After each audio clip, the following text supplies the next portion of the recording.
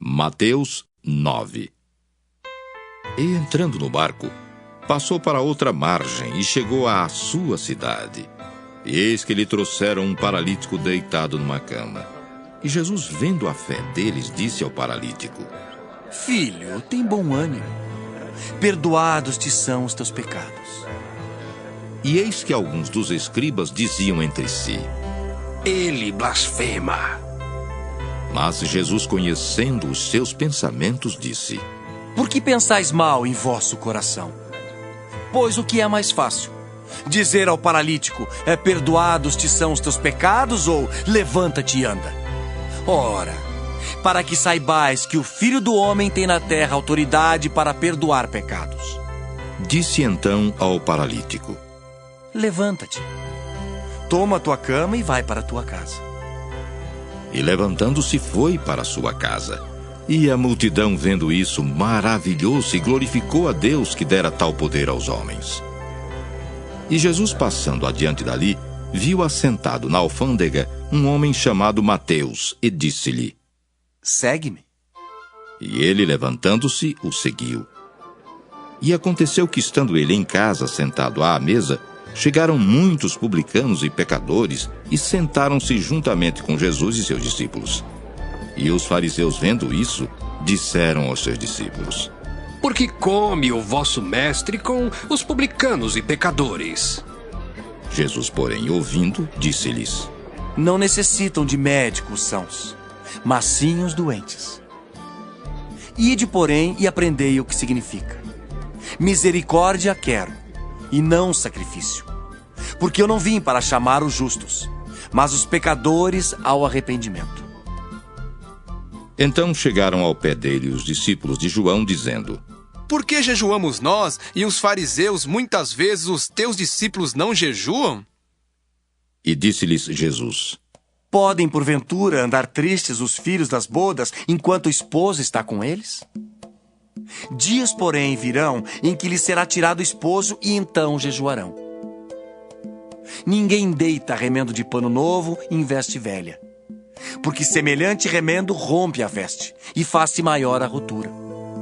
Nem se deita vinho novo em odres velhos. Aliás, rompem-se os odres e entorna-se o vinho, e os odres estragam-se. Mas deita-se vinho novo em odres novos, e assim ambos se conservam.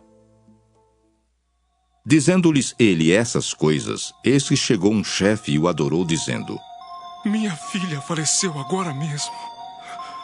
Mas vem, impõe-lhe a tua mão, e ela viverá. E Jesus, levantando-se, seguiu-o, e os seus discípulos também. E eis que uma mulher que havia já 12 anos padecia de um fluxo de sangue, chegando por detrás dele, tocou a orla de sua veste, porque dizia consigo: Se eu tão somente tocar a sua veste, ficarei sã. E Jesus, voltando-se e vendo-a, disse: Tem ânimo, filha. A tua fé te salvou. E imediatamente a mulher ficou sã. E Jesus, chegando à casa daquele chefe e vendo os instrumentistas e o povo em alvoroço, disse-lhes: Retirai-vos, que a menina não está morta, mas dorme. E riram-se dele. E logo que o povo foi posto fora, entrou Jesus e pegou-lhe na mão, e a menina levantou-se. E espalhou-se aquela notícia por todo aquele país. E partindo Jesus dali, seguiram-no 2 cegos, clamando e dizendo: Tem compaixão de nós, filho de Davi!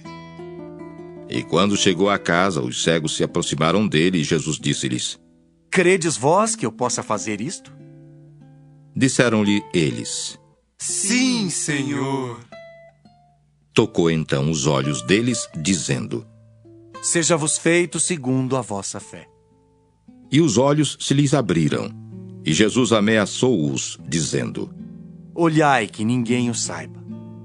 Mas tendo eles saído, divulgaram a sua fama por toda aquela terra. E havendo-se eles retirado, trouxeram-lhe um homem mudo e endemoninhado. E expulso o demônio, falou o mudo, e a multidão se maravilhou, dizendo: Nunca tal se viu em Israel. Mas os fariseus diziam: Ele expulsa os demônios pelo príncipe dos demônios. E percorria Jesus todas as cidades e aldeias, ensinando nas sinagogas deles e pregando o evangelho do reino e curando todas as enfermidades e moléstias entre o povo. E vendo a multidão, teve grande compaixão deles, porque andavam desgarrados e errantes como ovelhas que não têm pastor. Então disse aos seus discípulos: A seara é realmente grande, mas poucos são os ceifeiros. Rogai, pois, ao Senhor da seara que mande ceifeiros para a sua seara.